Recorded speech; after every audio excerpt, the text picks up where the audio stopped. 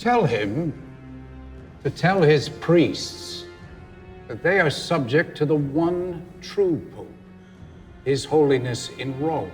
What right Tell do you have? him that the only words I want to hear from him are the names of those priests who ignore this. That is all. He was known to be a hard-nosed, intransigent supporter of the papal policy. In other words, it was the supremacy of the Latin Church over any competitors, be they the Greek Church, be they Islam. No one speaks unless Pelagius first gives permission. Understand? Go.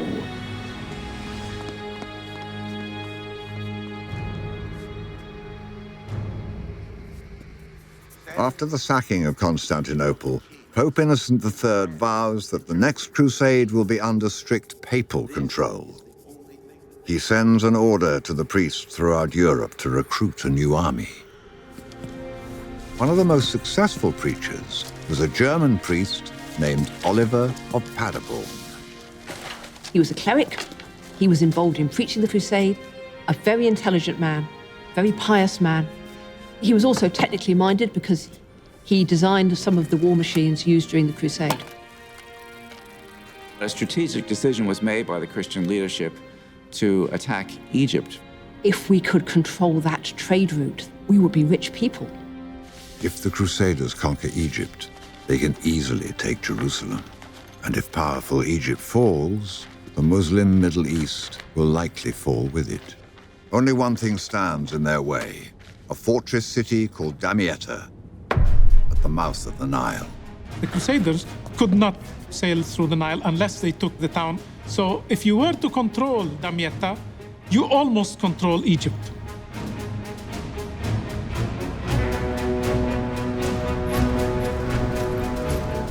One of the most important sources we have on the crusade comes from the pen of Oliver of Paderborn, who comes on site and leaves us a remarkable chronicle of the events around the siege of Damietta.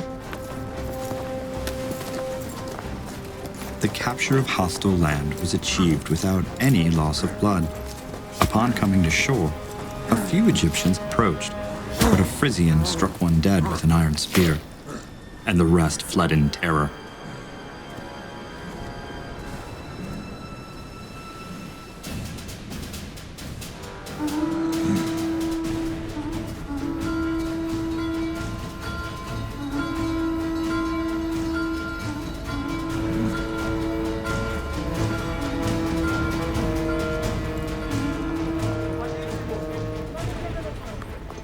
News of the invasion reaches Cairo. Kamil hurries a force to Damietta. Vastly outnumbered, Kamil's soldiers can only dig in and defend the perimeter. What's the report? Sire, more of their reinforcements came today, bringing more siege weapons. Damietta's walls are strong, but they've never been tested against such fearsome weapons before. They launched another assault. He's in a rather precarious position. We know that he even faced the danger of a coup from within. You can clearly see in his attempts to come to terms with the Crusaders a ruler who is very concerned with the damage that the crusading campaign is having on Egypt. And the reality is he needs to come to some kind of deal, otherwise he's going to face destruction.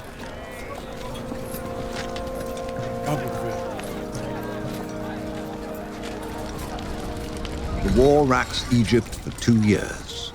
During this time, Francis is preaching the gospel and growing his movement across Europe. Now he wants to bring his message of peace to the crusade. He travels to Damietta with another friar named Illuminato. Francis tells us that he clearly heard God asking him to be a peacemaker in this world, a peacemaker in the manner of Jesus Christ. Francis realized that the message he was given to promote peace in the world necessitated him going to the Muslims This clip is from our film, The Sultan and the Saint. To watch the full film, check the description for details, and please support our work by subscribing.